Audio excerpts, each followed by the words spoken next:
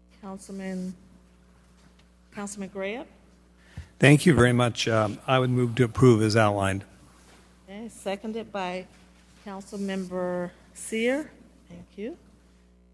Any questions, comments?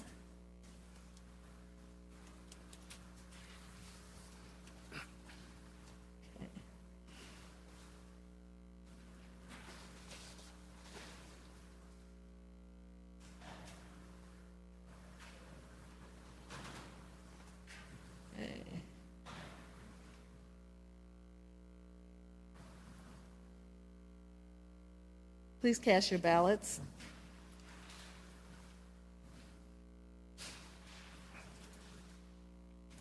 Okay, that motion passes unanimously. Madam Clerk? We are at the consent agenda. 21-237 is a communication from the mayor and Corporation Council with a request to approve the declaration of local state of emergency. 21-238 is a communication with a request to approve authorize the execution of a 3-year contract with Global Security Services in an amount not to exceed $135,000 per year to provide security services at City Hall. 21-239 is a communication with a request to approve a sole source purchase with a GPS-based emergency vehicle traffic signal preemption system for 6 intersections in the amount of $35,277 from Traffic Control Corporation. 21-240 is a communication with a request to approve an easement agreement for access to the public street from 330 Southwest Water Street. 21-241 is a communication from the City Manager and Director of Public Works with a request for the following.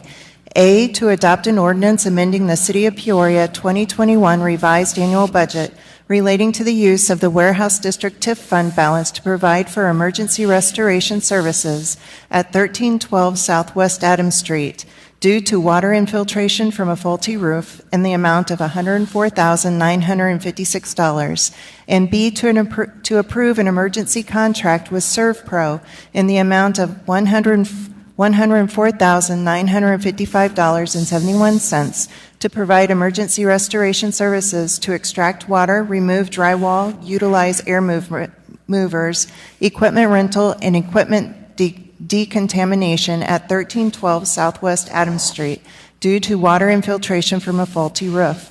21-242 is an appointment by Mayor Ali to the Mayor's Advisory Committee for Citizens with Disabilities with a request to concur of Holly Quarles. 21-243 is an appointment by Mayor Ali to the Peoria Civic Center Authority with a request to concur of Norris Chase. 21-244 is an appointment by Mayor Ali to the Peoria Public Library Board of Trustees with a request to concur of Melissa Whitney. And that concludes your consent agenda. Thank you, Madam Clerk. Are there any items that you would like to be removed from consent? Councilmember Seer? Thank you, Madam Mayor. 21-239. 239, okay.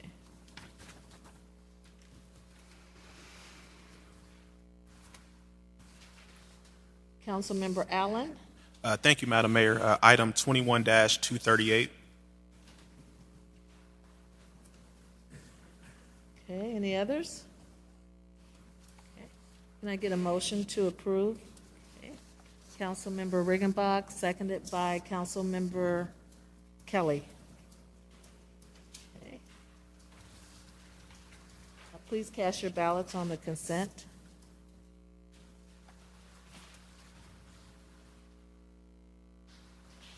Motion passes unanimously.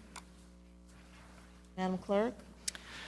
21-238 is a communication with a request to approve and authorize the execution of a 3-year contract with Global Security Services in an amount not to exceed $135,000 per year to provide security services at City Hall. Councilmember Allen? Thank you, Madam Mayor. I just wanted to give an opportunity for the city manager to just provide some clarity on this company. Me and him had spoke, but I know some of my colleagues wanted to know, along with myself, if this was the same company that we were utilizing or if this was a different company. Thank you, Councilman. This is not the same company. However, this company has reached out to the employees of the current company and has asked them to stay on. So the employees that know City Hall will be remaining in their positions. Thank you. That's good to hear. I like those guys, so appreciate that. And then my second question is, how does this compare to our previous contract from a pricing standpoint and service providement? The pricing is relatively comparable. The service is the same. Okay. Thank you. No further questions. Okay. Any other questions on that item? Can I get a motion to approve? Okay. Moved by Councilmember Allen, seconded by Councilmember Euler. Any other questions, comments? Okay.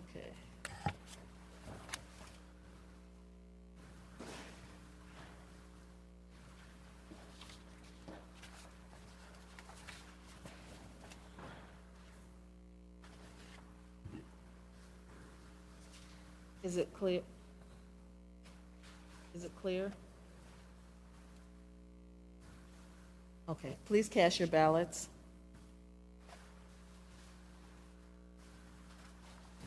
Motion passes unanimously. Madam Clerk? 21-239 is a communication with a request to approve a sole source purchase of a GPS-based emergency vehicle traffic signal preemption system for 6 intersections in the amount of $35,277 from Traffic Control Corporation. Councilmember Seer? Thank you, Madam Mayor. I got a couple questions. First one is for our Chief Bachman. Is the Chief with us tonight? Yes, sir. I'm here. Thank you, Chief. You and I had a conversation today. Can you update everybody on these traffic signal preemption system? Especially, as I told you today, I'm very concerned with the 5th District. Can you tell us what our conversation was about this afternoon, please? Yes, sir. Thank you, Counselor. So just to refresh everybody's memory, back in April of 2020, the council voted to purchase 26 of these preemption devices, and that would outfit 26 intersections, many of them in the 5th District. That, like I said, that was voted on and passed April of 2020. Around the same time, we were trying to downsize and restructuring the budget, and so Public Works installs these for us. They're electricians. They obviously had some staff shortages, some cuts there. So some of them are installed. In fact, 11 of the 26 are done and complete. But there are several that remain in the 5th District that they should be shortly working on here. And most of those are on the Allen corridor. There is 1 or 2 on the Knoxville area in the 5th District, but they are coming. As you know, obviously, there's been some slowdown. There was some contractual things with contractual deadlines with getting the LED switched over for our electricians to do, so they had to meet some deadlines there. So this did get kind of put on the back burner a little bit, so it may be behind just a little, but for the most part, they've done pretty good with what they had. And then tonight would be about the Monroe corridor, and they would get to those as soon as they finish these up. Thank you, Chief. So either Director of Powers or City Manager, these 15 should go up first before these 5 or 6 we're talking about tonight. Is that correct?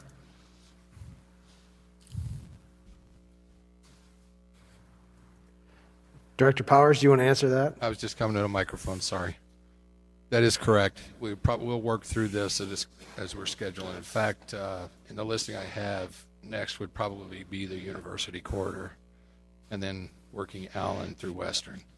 And then as the new devices came in, of course, they'd be scheduled. We are due to finish up the contract for the city LED conversion by the end of this month. And actually talking to the electrician staff earlier today, they should be able to pull away and start working on these now. Thank you very much, Director Powers. Madam Mayor, move to approve. Can I get a second? And seconded by Councilmember Ruckriegel. Councilmember Kelly? Thank you, Madam Mayor. Director Powers, are we anticipating more intersections being covered by these preemption devices, or is this the end of it as far as we anticipate? Actually, I'm going to defer to the chief on this one.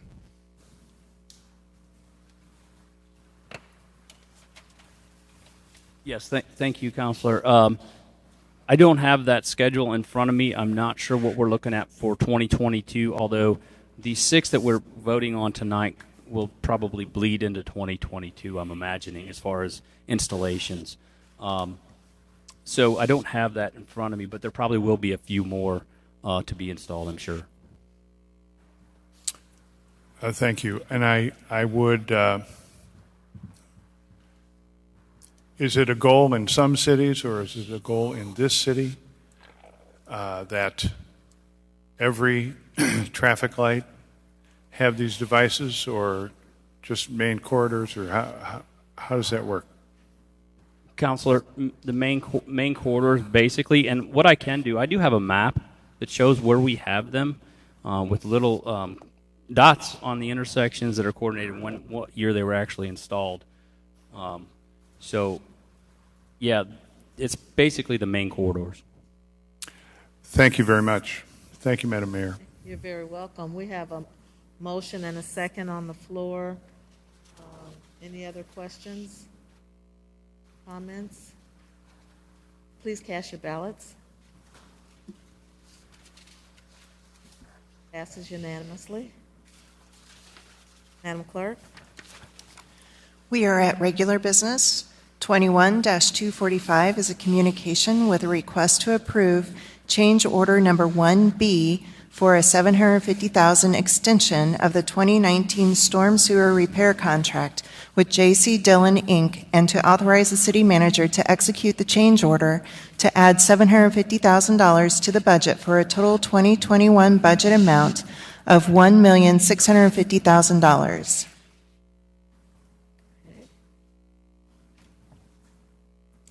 Can I get a motion on the floor to approve? Moved by Councilmember Euler, seconded by Councilmember Valpula. Any other comments? Any comments, questions?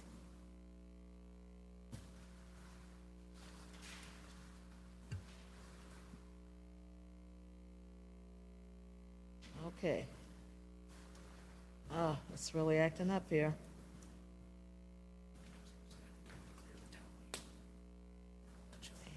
Usually I don't have to do that. Please cast your ballots.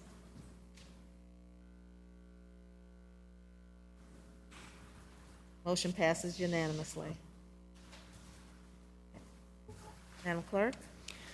21-228 is a communication with a request to adopt an ordinance amending Chapter 18 of the Code of the City of Peoria relating to the addition of a licensing requirement for tire businesses. Can I get a motion? Moved by Councilmember Jackson, seconded by Councilmember Greb. Any comments? Questions? Okay. Councilmember Sear. Thank you, Madam Mayor. Could we ask Director Doolin to maybe talk a little bit about this item?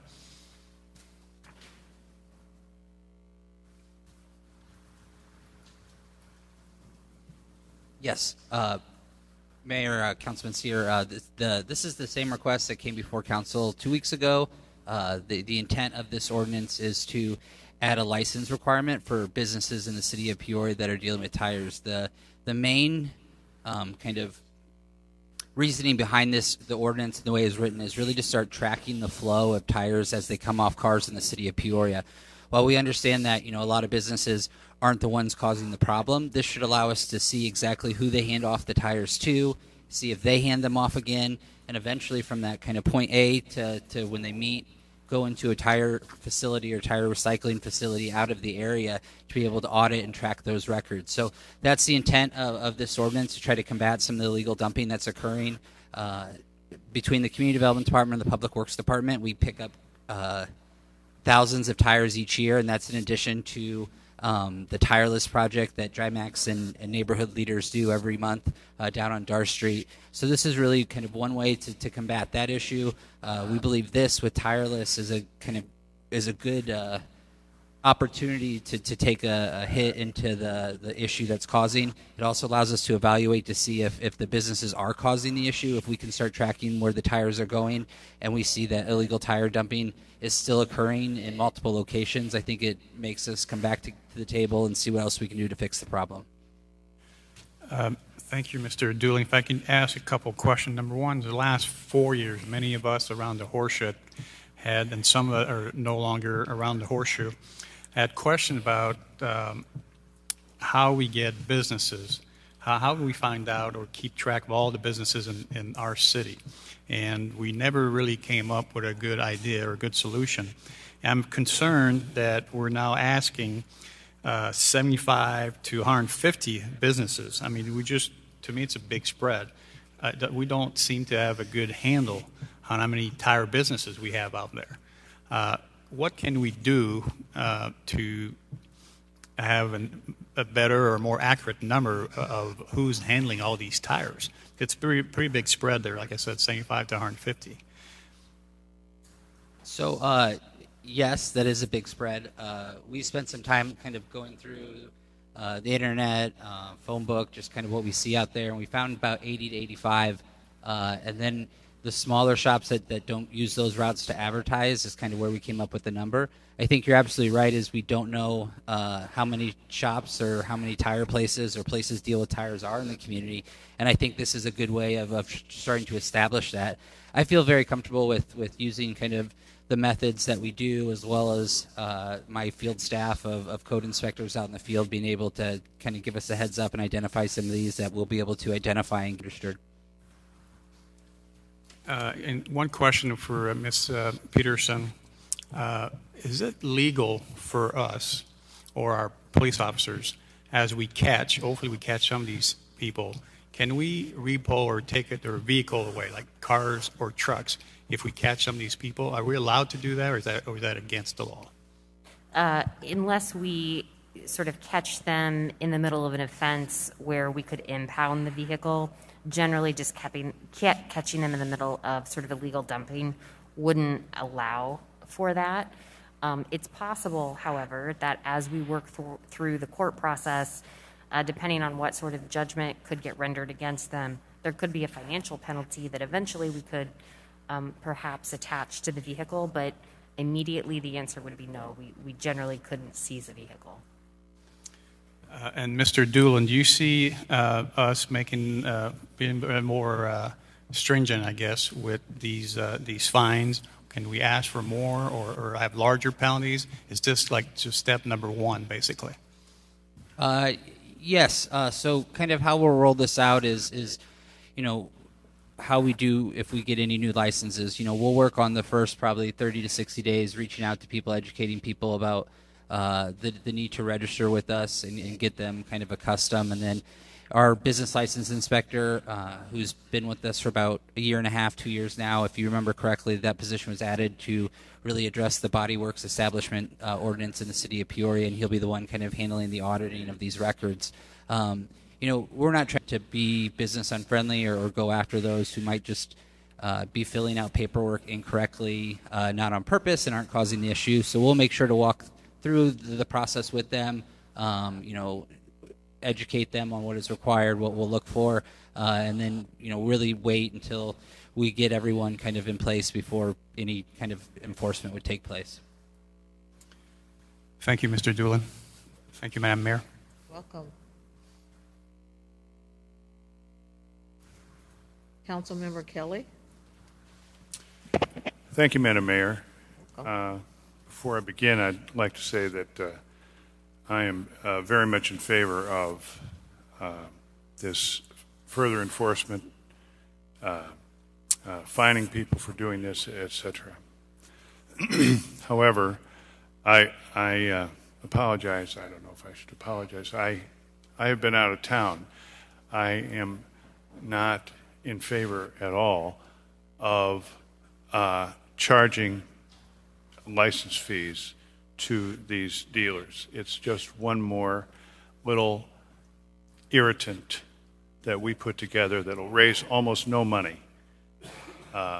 And however, I've not spoken to my colleagues on the council on this, so I would just like to give you all notice that I'll be in touch before our next meeting to see if there can be a consensus on the elimination of fees on the tire businesses. All the rest I'm very much in favor of. Thank you, Madam Mayor. Welcome. Councilmember Jackson.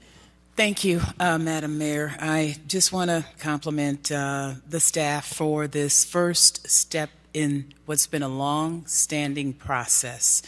As I mentioned at our last council meeting, I know this problem has been going on for at least 10 years or more, but my hope is that we would have a little bit more meat to our efforts to fully enforce this. I'm just concerned that if we don't go about it in a comprehensive way, that we won't nip it in the bud. We talked the last time about staffing shortages. I'm just a little bit concerned with the numbers of inspectors we have on staff. How often will we begin to track? When will the tracking process take place? And how often?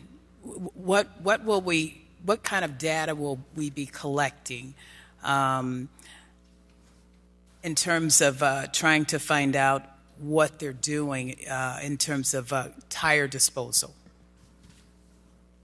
Thank you, Councilman Jackson. I think what we'll really be collecting will be the audit records to show. So part of the ordinance says that there's a couple different requirements in there. One, you have to either yourself dispose of the tire at an approved EPA facility, or if you're giving them to someone else, they have to be licensed with the city as well. So we should be able to track kind of who they gave the tires to, work with them to see where they disposed of them. I understand that the concern about staffing, and I think any department in the last 10 years that the city, as our staffing has shown, has decreased, would say that adding any ordinance does create an additional burden on staff. However, I think with this particular ordinance and the value it brings to the city to try to get a handle on these tires in our communities and the dumping that occurs, that if we shift some things around with our business license inspector, now that we have kind of a good handle on some of the other licenses he was working on, that we'll be able to stay on top of it. And I think if we can't, I'm pretty honest and can have a discussion with the city manager about possibly bringing something forward. But I think from the initial, we should be able to handle it with our business license inspector, especially with the auditing and how we can work to go forward. Thank you.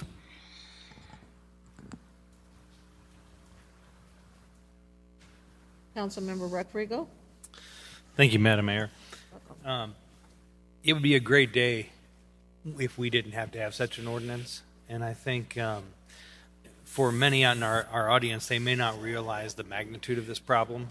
And not only from the dumping that we see by the roads on lots, I would normally say empty lots because we all think of them as empty lots, but sometimes they're on other people's properties as well as they go through, but also from storage inside of buildings. Question for Joe Doolin, or maybe this is for our legal department. For anybody that is storing tires, does this catch that in the disposal ability there? If somebody is storing these in a house and is sort of accumulating them, as we've had in the past, does this pertain to them as well? I'll try to answer first. I think any tire storage outside is still legal per the property maintenance code. So any outdoor storage of tires, we would still handle as we would with any property maintenance code. I do believe that if we did find a location where tires were being stored or stockpiled inside a location, that they would have to have some EPA approvals. I'm not necessarily sure that this ordinance specifically addresses that, but I think it gives us some businesses to keep our eyes on when that is happening, to be able to reach out to the state and see what sort of collaborative effort we could have to get that cleaned up. Obviously, tires inside a building is a big concern to the fire department, and we'd work with them on the issue as well. So I think what I'm hearing there is this is a huge step in the process to get us forward. We may have Chapter 2 that might need to come back if we have some other problems on that, is kind of what I'm hearing. My next question, for either department, is what about we border against other communities, other villages, somebody from the outside of the city of Peoria that is doing some dumping inside. Does this ordinance give us teeth to be able to go after them as well, or is that something we might need to look at in the future if we find that is a problem? I would imagine that most of what we're seeing here from the way that we've drafted this is internal inside the city of Peoria, but we may have those disposal places that are coming from the outside or who are passing through town and just decide to dispose. Does this take care of those as well? So that's an interesting question. To dispose of the tires, you have to use that someone has a license to do that in the city of Peoria. So if you were from an outside community and you were taking tires from a business in the city of Peoria, you would have to get a license with us, and we should then be able to audit the records to see the tracking of where the tires go out. Honestly, if you're doing tire business completely outside of the city at an automotive store in East Peoria, and then at night you're coming over to Peoria to dump them, this wouldn't address, but it would address those coming into our community, doing business in our community, and then dumping them. So I think you're absolutely right in your first statement. I think this is not the end all to fix the issue. I think this is a positive step in the right direction and something we'll keep looking at, in addition to some of our other things that we've done the last few years with dumping and tire dumping, illegal dumping. We're working with Councilman Jackson to get some additional signage out in the community to bring more awareness to illegal dumping. We have purchased a few additional deer cameras to help us at night catch people. And then the Corporation Council and the city manager and I discussed we're going to be reaching out to the state's attorney's office to see what sort of other items that we could bring to their office and how they would prosecute illegal dumping from their end if we did that route. Great. And just kind of a third comment and just sort of my thoughts at this point. While I know the registration fee helps us offset maybe some ability to implement this, I think since this is really a partnership with us, with those that are in the tire business, trying to be able to eradicate a problem that has taken over quite a bit of our neighborhoods, I would see what we could do about either eliminating that or bringing that fee down to something very, very even lower, even though it may not seem high now. I think that we're trying to find partners in this business to be able to help find a solution to be able for the tire dumping.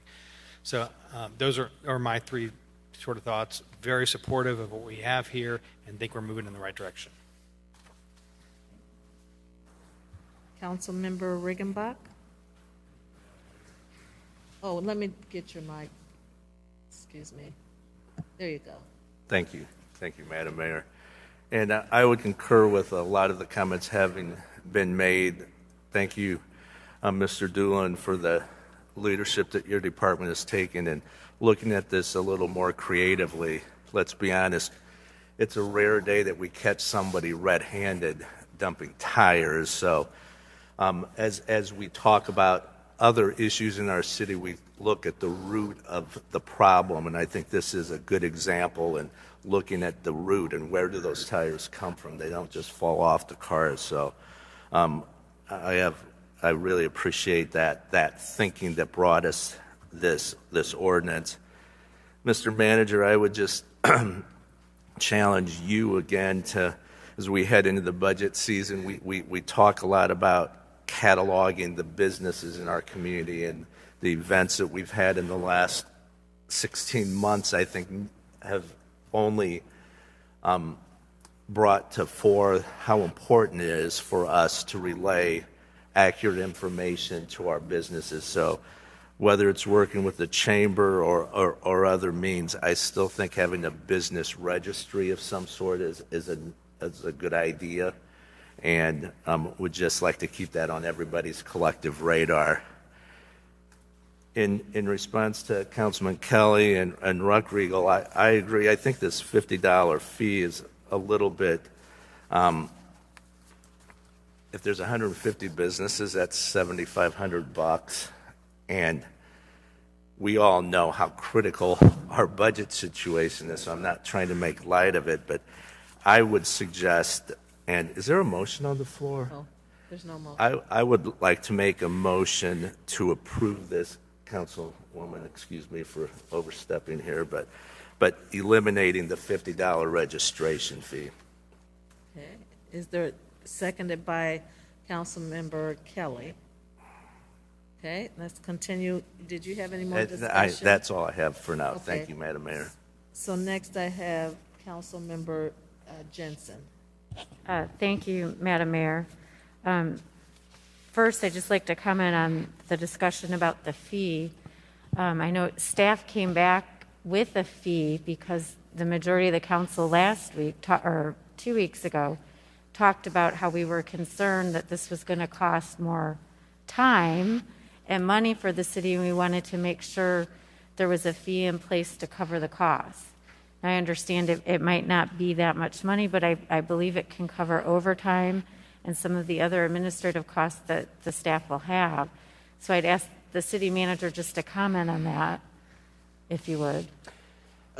Thank you, Councilwoman. Yes, I mean, I think we just put a nominal fee, and we feel that $50 is a nominal fee for this.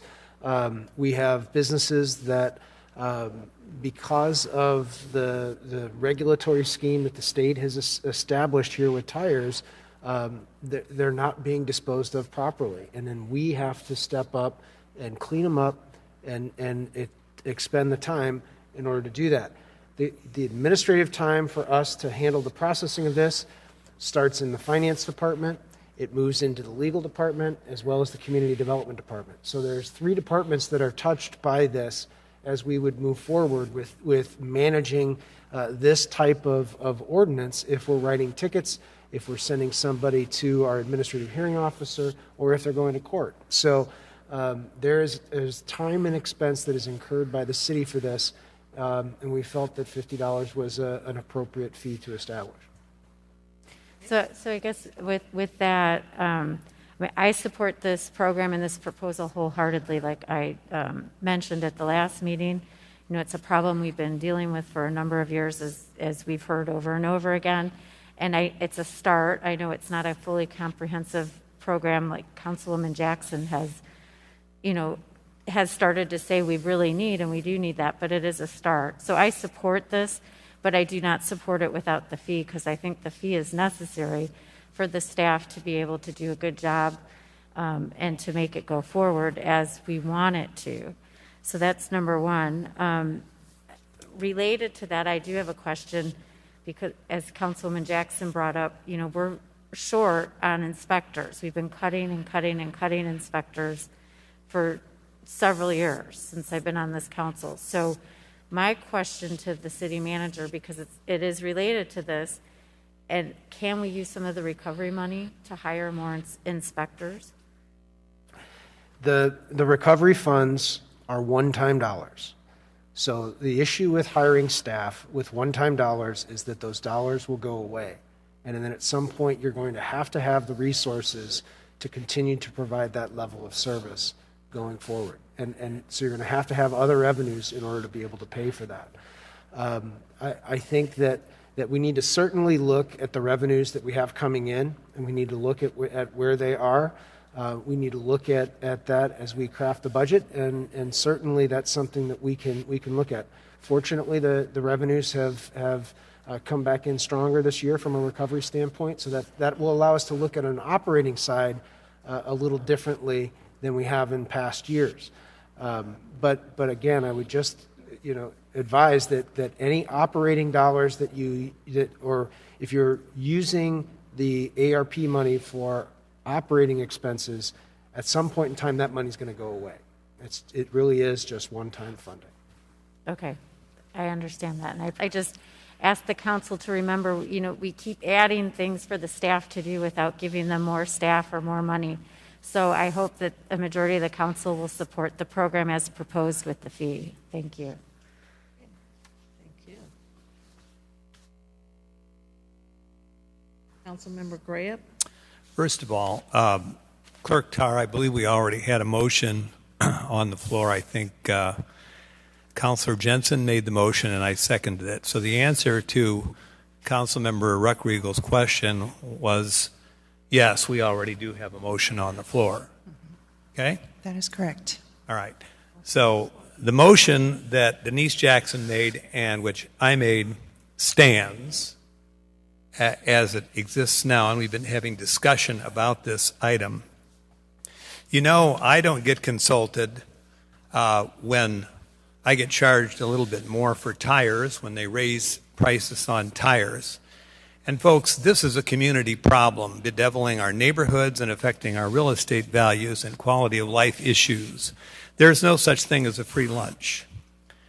And even though we recognize that the American Rescue Act money will go away, that does not mean that we do not take advantage of monies that come to our city as we did years ago with the COPS grants, and then figure out down the road, as we most assuredly did back then, how we are going to pay for the officers going forward. Director Doolin, I have a question relationship to the business license inspector and the role that that person plays. Is this the same position that we use to monitor the registration of massage parlors in our city, which were out of control some time ago, popping up everywhere? We had no handle on it whatsoever, like we have no handle on tires? Yes, sir. It's the same position. So this is a full-time position? Yes, sir. And we need to be able to pay for it. So, I'm not going to apologize for a nominal fee of this sort. Actually, the fee should probably be higher. Thank you. Thank you. Councilmember Allen? Thank you, Madam Mayor. First off, again, thanks to my colleague, Denise Jackson. She was on this in our orientation for City Council in April, and here we are today with this draft. I appreciate community development for bringing this process through. I think this is a step definitely in the right direction. Although I'm not super excited about adding an additional fee, I do understand there's going to be an additional administrative task added to our city staff, and I do want to be respectful of them. And so I think this is a great step in the right direction, and I will be supporting it as is tonight. Thank you. Thank you. Councilmember Kelly? Thank you, Madam Mayor.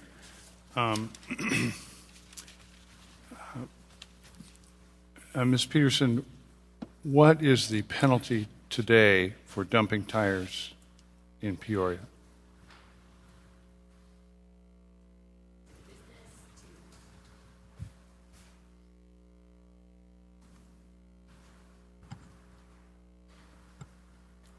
Thank you, Councilman. Sorry, I was waiting for my mic to I had to hit the right button. I knew you knew the answer. I knew that. Because we have no business license, there is no local ordinance, obviously, penalty for a business that would be acting inappropriately and storing and dumping these tires. There could be a penalty through the Clean Water Act or the Clean Air Act, because these are also both issues regulated by the Illinois EPA. If it's an individual that perhaps we would catch dumping tires illegally, the penalty would depend on how the ticket is written. If it's written under our local code as a nuisance or illegal dumping, there's a fine, I believe, of between $100 and $500. And then there's also a criminal code violation. And I apologize, I believe that starts at around $250, but I don't know that exact financial penalty. Thank you. I would like to offer an amendment to the motion. It seems that, and this brought to my attention in Councilman Ruckriegel's comments, it seems as though the penalties for dumping in this ordinance, if I'm not mistaken, apply only to license holders. I would like to have the ordinance amended so that it applies to anyone. The penalties apply to anyone who is dumping tires in Peoria at the rates of not less than $750 nor more than $5,000 as the ordinance. It is at least ambiguous, and perhaps that person who comes into town with a bunch of tires and dumps them is not covered here. So I would like to amend this motion for clarity to make sure that anyone who's dumping tires in Peoria is subject to these fines. Can you clarify, yes, Madam Mayor, Yes. if I may, we need some clarification on the floor. We had an original motion made by Councilmember Jackson and seconded by Councilmember Gray on the original motion, and then Councilmember Riggenbach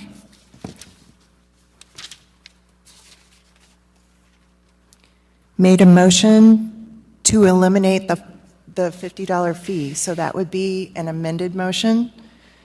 And Councilmember Kelly had seconded that motion. So now we are at another to amend the amended motion. We should have not accepted that second action. Right. And there was a motion, there was a question whether there was a motion on the floor already. I said no, but there was a motion. Yes, that's correct. There was a motion. Right. And then Councilmember Riggenbach, I believe, moved to amend that motion to eliminate the $50 fee, or no? No. He thought that there was no motion on the floor. Okay, okay. So, yeah, sorry.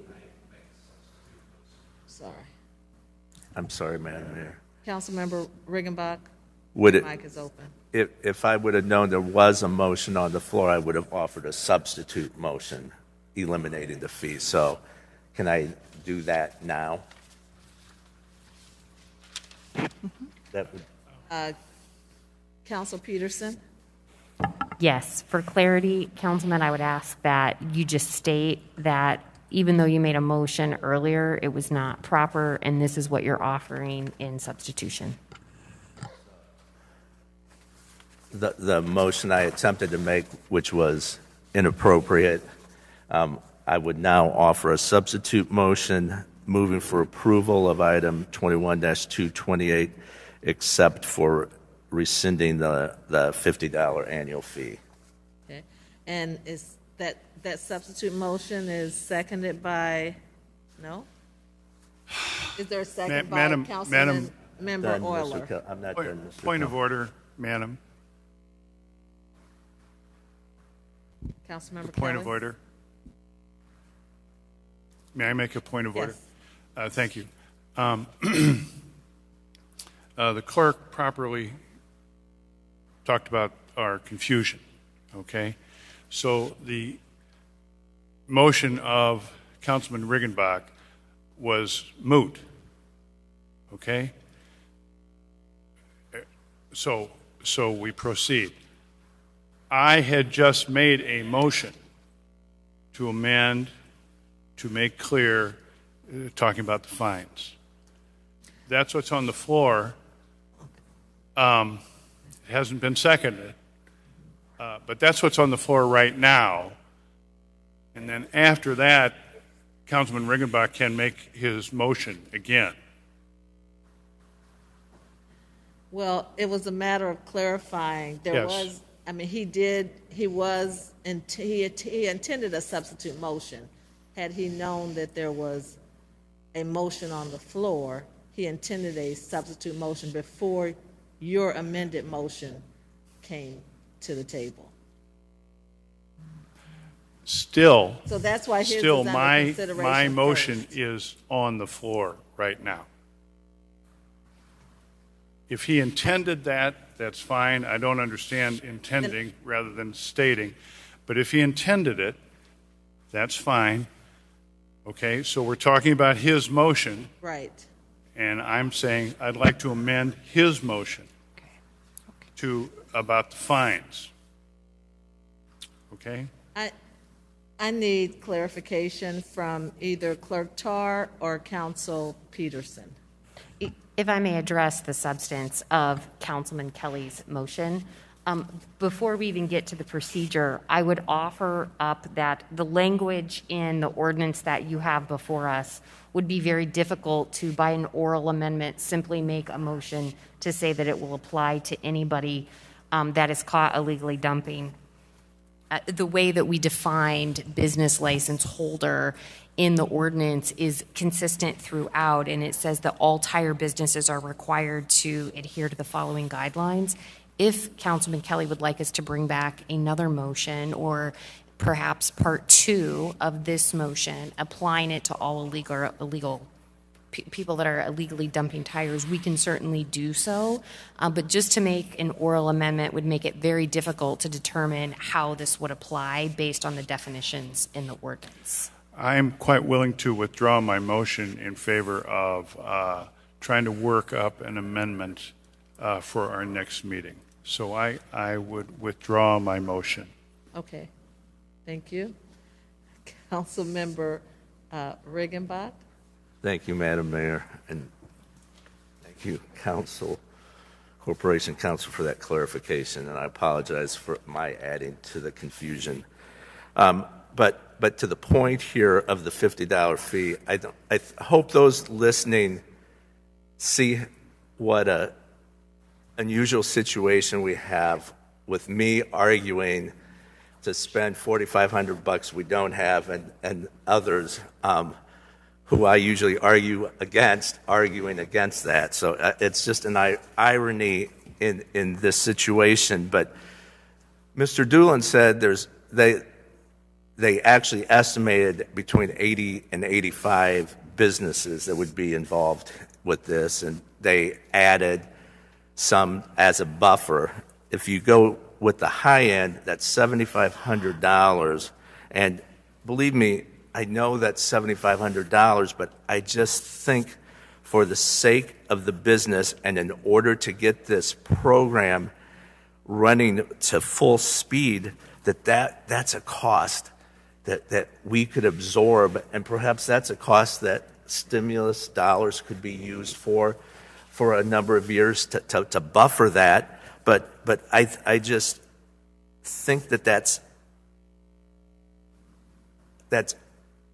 ill thought to add a $50 fee. And Councilwoman Jensen, if you remember, when staff brought this forth, they brought it without any fee. And there was not, I would not say that there was a majority of council that supported bringing a fee. At the first reading, there was a pretty robust discussion about how to proceed, but I think I keep wanting to say Director Doolin, Mr. Doolin at this point, I guess, has done a great job putting this together in a way that they're utilizing the existing, and I think adding the fee that actually compounds the work that staff's going to have. So let's see how this works. And if we need to add a fee later, that can be done. But I would strongly suggest that we move forward without the fee at this point. Okay. Thank you, Madam Mayor. Thank you. Councilmember Riggenbach?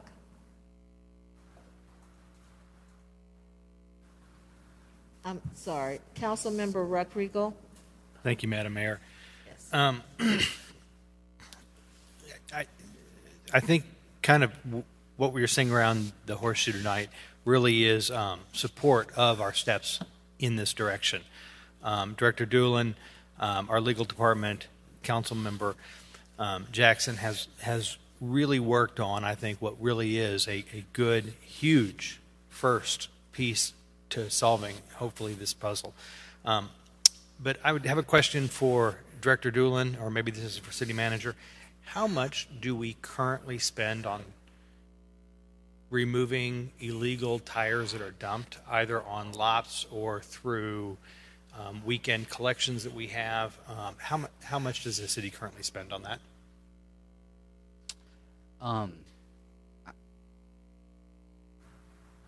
The way we break out our work orders, so when we do work orders on private property, it's hard for us to get an exact number of the cost it costs us because we can provide some report back, but a lot of times if there's tires on a vacant private property lot or things like that, there's also usually grass mowing and other things on that lot. So the specific tire removal isn't broken down. I also believe that we get a certain amount of tire removal through the contract with PDC, which is part of what creates the tire list project. So we can try to get a number to you that's close to what we might spend. I do know that Public Works spends a significant amount of time cleaning up tires dumped on publicly owned lots, but we can try to get back to you that, Councilor Ringo. I don't have an exact number in my head. So we do have money in removal of tires, from what I'm hearing you from Public Works, some work on the community development side, the tracking of those information on tire dumpings, not to mention the stress on property owners who have to sort of take care of that. And then also it sounds like in our PDC contract, we've also got some things in there that are built in as well. And that's why I guess, when this ordinance first came to us, it didn't have a fee in it. I'm fully supportive of this step, and I'm fully supportive of it without a fee, because I think that we are right now spending a lot of money on tire removal that is already in other places of the budget. As this goes forward, if this does what it should, the businesses are not just going to come down here and put a permit, or get a permit fee, and it's a one-time done for the year. They're actually going to have record keeping on their end, which is going to cost them. That is something that doesn't happen in a lot of our permitting processes, where they're having to keep special books just for us to be able to look and to inspect. And so we again need to be partners with our businesses in this particular. This is a little bit of a little different vehicle, because we are trying to solve a problem that is happening within our community to others that are not necessarily in the tire business. Fully supportive of this. I think that we need to go in with this as it was originally planned, with zero fee, because also too, our small tire companies, maybe those ones that are in the garages, that are really doing this maybe on the side, we want them to be partners on this. We don't want them to be ones that try to skate around it, because it is going to take a full community to be able to pull this together. And right now, I would say within the budget, we are spending considerable on tire removals, including some that we've had to go for grants outside the city to be able to remove tires. And Director Doolin, I think you and I toured a building down in the 1st District maybe about a year ago that was originally filled with tires, and we had to get some outside help to be able to clean that up. So hopefully this passes tonight without a fee, because I think we are looking for businesses to be partners, not just trying to be able to get what really is a minimal amount for them. And if this is going to take a full-time person, I don't think we're going to be able to put a full-time person for $7,500 at most onto our payroll. I think this is something the city owes our community. Councilmember Euler. Thank you, Madam Chairwoman.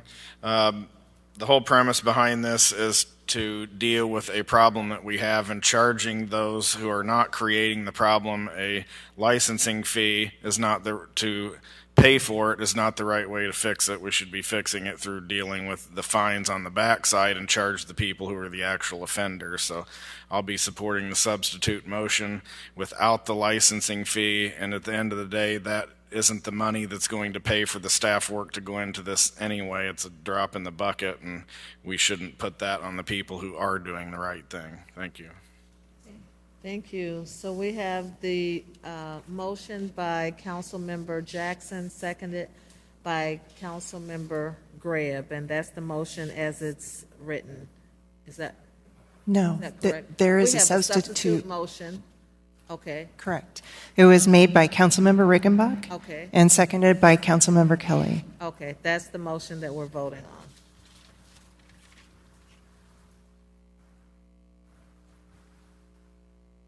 Okay, Councilmember Jackson? Now, I just want to make a point. Could we get some clarification on which motion we're going to vote on? We're going to vote on the substitute motion that is on the floor. That would take away the fee? Yes. Thank you. Okay.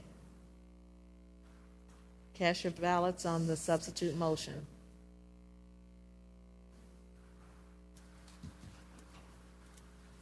Councilmember Al, okay. All right. That is 1, 2, 3, 4, 5, 7 yeas and 4 nays. Nays are council members Allen, Graham, Jackson, and Jensen. Motion passes.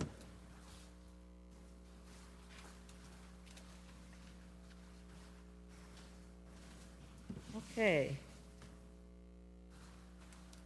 Clerk. 21-229 is a communication with a request to adopt an ordinance amending Chapter 27, Taxation, Article 12, Motor Fuel Tax of the Code of the City of Peoria pertaining to penalties for violation of said ordinance. Okay. This one might go a little quicker. Can I get a motion on the floor? Moved by Councilmember Graham, seconded by Councilmember Kelly. Any discussion? Councilmember Graham.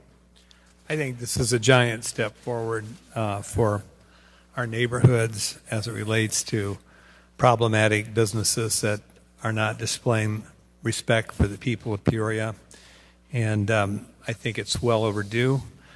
And as we all know, the vast majority of our businesses do a wonderful job. So those that aren't doing such a wonderful job are the only ones who need to be concerned about this expansion of mayoral power, if you will. Thank you. You're welcome. Councilmember Allen. Thank you, Madam Mayor. Corporation Counsel, and I might need some help pronouncing the new last name. You kind of switched it up on me tonight, and I don't want to sound dumb on TV right now. But just a quick question of under item B, I do see that it still says him or for him when referencing the mayor. Did we talk about having some gender-neutral language at our last meeting, or is that something that is not possible? We did discuss it, and I believe I referenced council back to the beginning of the very beginning of our municipal code, where it defines pronouns, and it does have language in there that says where it says he or him, that they were intended to be gender neutral. But by all means, if you'd like us to change that going forward, we would be happy to. I just think it would be appropriate given our current leadership. And can you pronounce your last name real fast, just so I can? Kapuska. All right, that's going to take a little minute. All right, thank you. I'll have to practice that too, and I'm still Sam Peterson. I'm very sorry. Okay, so we've got any more discussion? We've got a motion on the floor and a second. Please cast your ballots. The motion passes unanimously. Madam Clerk? 21-246 are appointments by Mayor Ali to the Land Bank Board with a request to concur of Marilyn Mosley, Randall Anderson Maxwell, Kimberly Washburn, Councilmember Denise Jackson, Councilmember Elizabeth Jensen, and Councilmember Zachary Euler. And I believe on this item, the 3 council members listed should refrain from voting. Correct. Okay.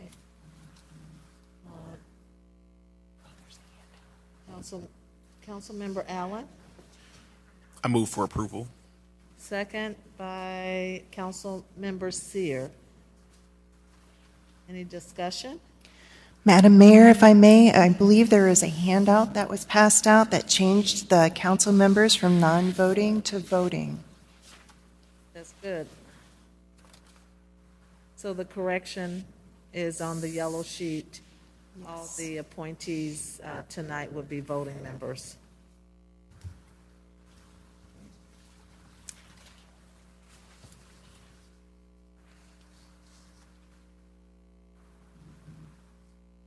Please cast your ballots.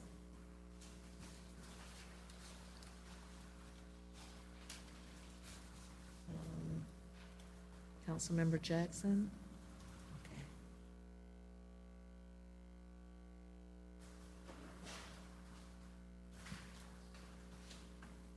Has 8 yeas and 3 abstentions. Motion passes. Thank you.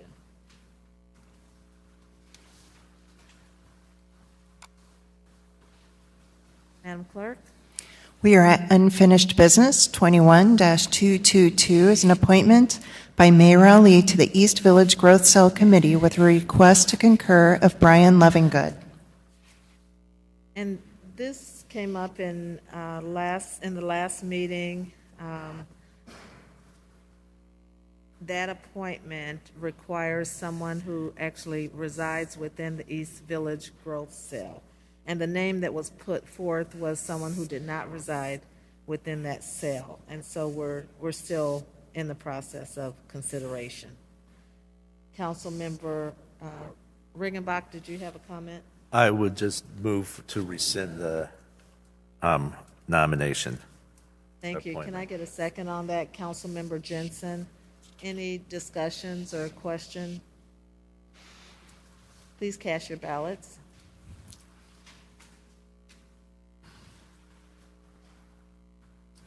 Motion passes unanimously. Madam Clerk? Is there any further unfinished business?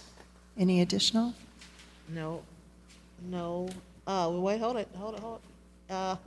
Councilmember Euler.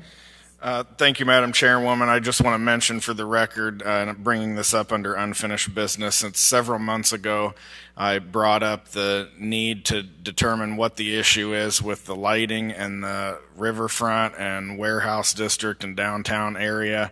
And Public Works Director said that they were working on that and a plan, but I haven't seen any movement on that. And I followed up again today with Director Powers, but for Councilwoman Jackson's benefit, I just wanted to make sure that we had that called into the record, that that's still an ongoing issue with lighting that's out. Thank you.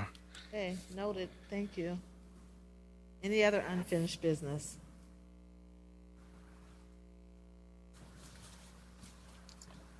Madam Clerk? We are at new business. Councilmember Recreago? Thank you, Madam Mayor. This would be, I think, a request for our city manager. In talking with the county board chair of Peoria County, tire dumping is a huge issue for them as well, and happening throughout the county, not just within the city. Obviously, the city is within the county as well, and would request that we have the city reach out to the county about what we could do on additional tire disposals, maybe some free days, helping underwrite those together a little bit to maybe expand that part of the service as well. Seems like tires has taken up quite a bit of our time tonight, but it takes up a lot of our staff time as well throughout the year. So if you wouldn't mind reaching out to the county, looking at where we could maybe partner to actually expand some of those services as well while we're putting these things into place. Thank you.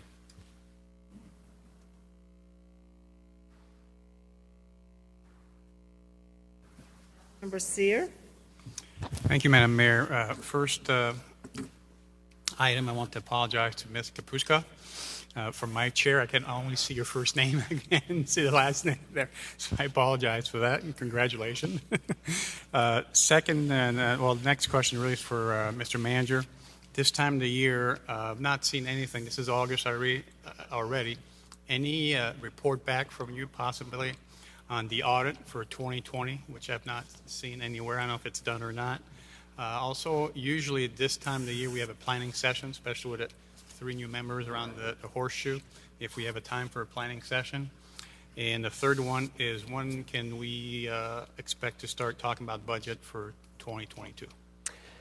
So the audit should be completed this month. The auditors are wrapping up their work. I have every indication that we should have that audit complete by the end of the month and in your hands in September. As far as the planning sessions, the mayor and I were discussing that just recently, that we need to circle back and talk about a plan to go forward with council for a planning session. And third, we'll be sending direction out to the departments about doing their initial budget submissions.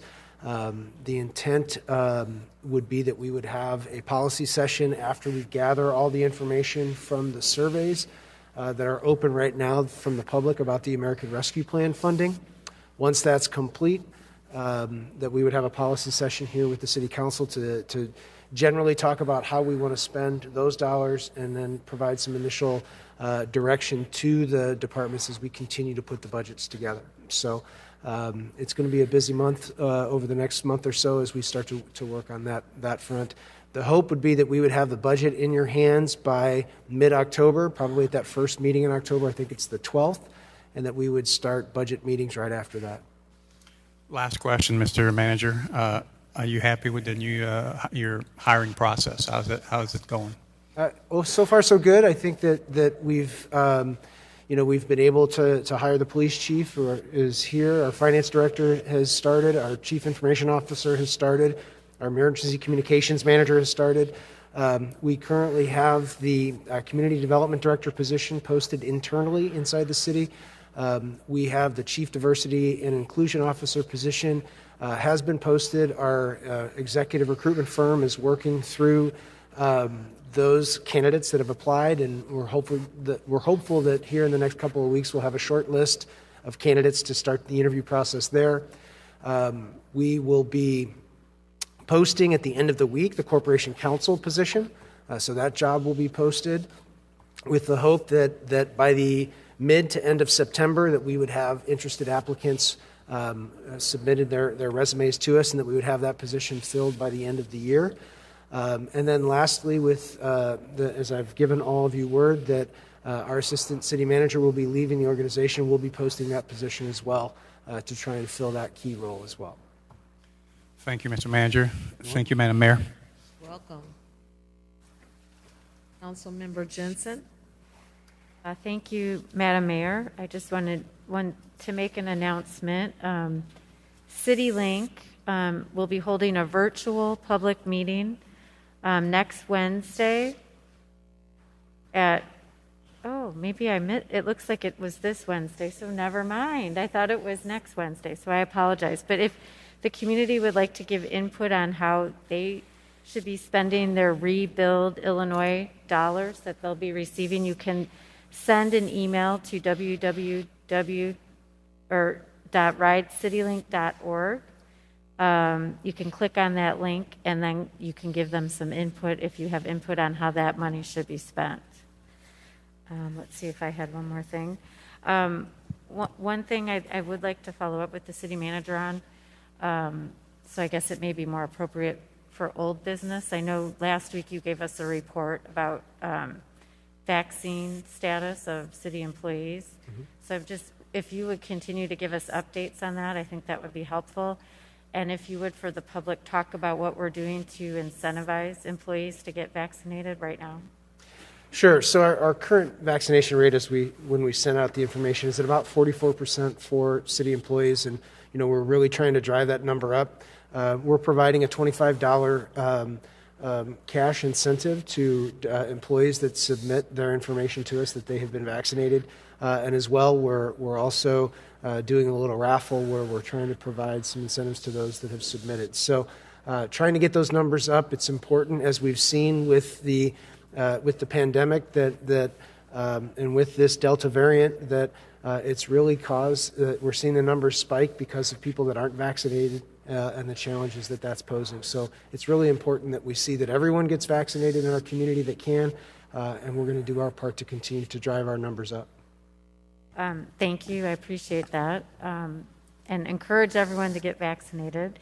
And then if you would also, can you let the public know what the face masking policy is right now for the city of Peoria? So inside City Hall, we're asking people that in the public spaces to continue to wear their face masks at all times, and even in private meetings and private offices, we're asking people to continue to mask up. Just again, this Delta variant is very contagious, and we just want to try and get a handle on it as quickly as we can.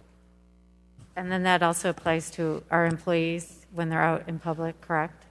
It certainly applies to employees that are in their office space. Depending on where they are outside, there's requirements that we're asking them to mask up as well for that. Thank you.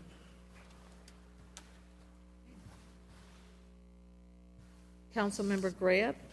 Manager Urick, we've had a historic shift in our staff with early retirements, a lot of different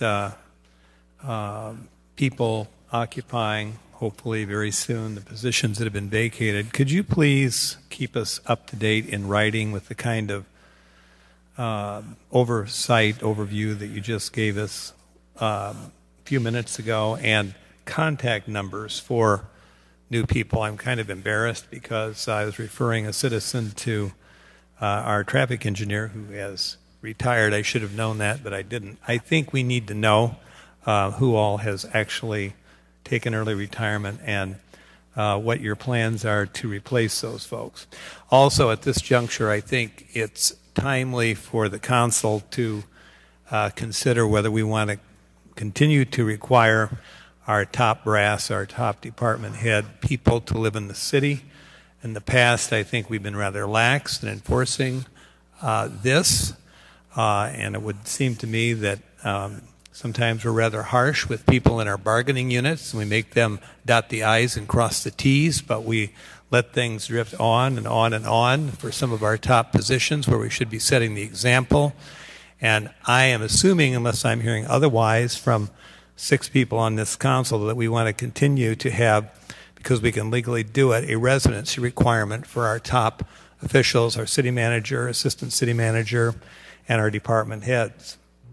The other question I think we're going to need to answer is whether we feel we're going to continue to need a deputy city manager and some of these other things. I don't think this organization should just run on the basis of inertia the way it has been. I think we need a healthy discussion about that.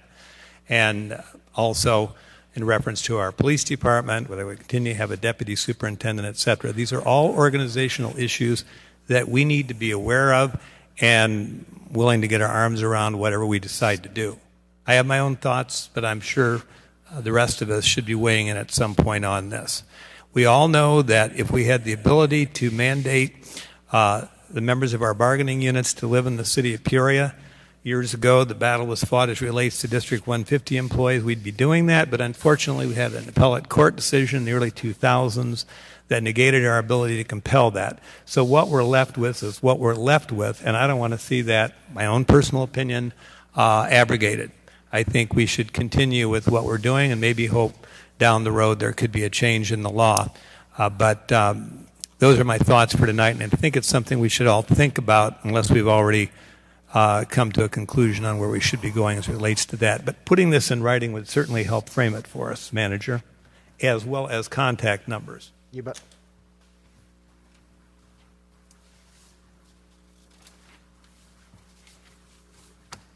Councilmember Kelly? Thank you, Madam Mayor. I'd like to second Councilman Grabb's comments. I have something rather trivial. Mr. Manager, we were all asked to submit our vaccination cards, and of course there's a contest and that sort of thing. I would just want to make sure that we are not eligible to win. Thank you very much. What was that question? I missed it, Councilman Kelly. I just wanted to make sure that our names were not in the pot as far as winning that $25. The incentive. Yes, yes. Very, very important item, Madam Mayor, but anyway, thank you. Thank you. Councilmember Allen. Thank you, Madam Mayor. I just want to publicly acknowledge our colleagues at the Peoria Park District on another successful River City Soul Fest weekend. It was a great time, a great showing for Peoria. Comedian Joe Torre was there. Legendary R&B group Tony performed. It was just overall just a great vibe on the riverfront. It was great seeing the bridge lit up behind us as well too. It definitely made for some great photos, that's for sure. So definitely just want to appreciate them providing that quality of life opportunity for our citizens. I'm sure people from out of town came in to enjoy that as well too, and look forward to those future festivities. Huge shout out to the River City Soul Fest Planning Committee, especially my colleague and chair of that committee, Dr. Kyle Bright. Thank you. Thank you. Councilmember Jackson. Thank you, Madam Mayor.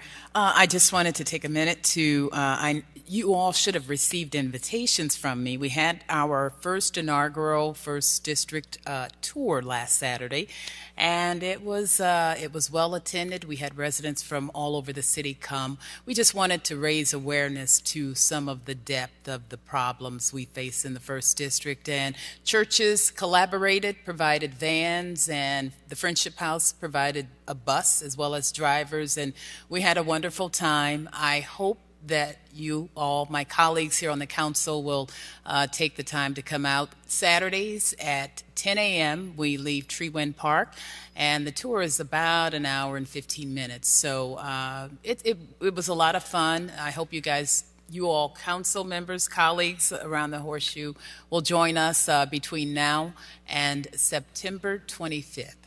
Treewind Park. Thank you, Madam Mayor. Thank you. Okay. Madam Clerk? We are at citizens' opportunity to address the city council and town board, and I believe we had no submissions, so then we are at executive session. Council Peterson? Thank you. Council Caposta? Close enough. Okay.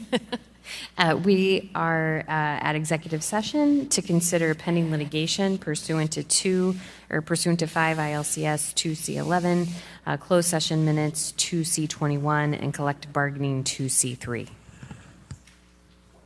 We need a motion to go into executive session, moved by Council Member Sears, seconded by Council Member Allen. Please cast your ballots.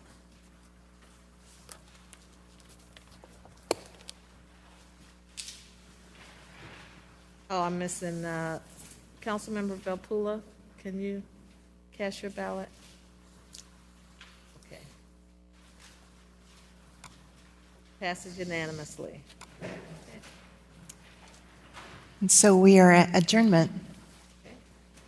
Moved by Councilmember Sears, seconded by Councilmember Euler. Clear the tally. Please cast your ballots to adjourn. Councilmember Sears? Okay. A verbal yes, all right. We are adjourned into executive session. Thank you.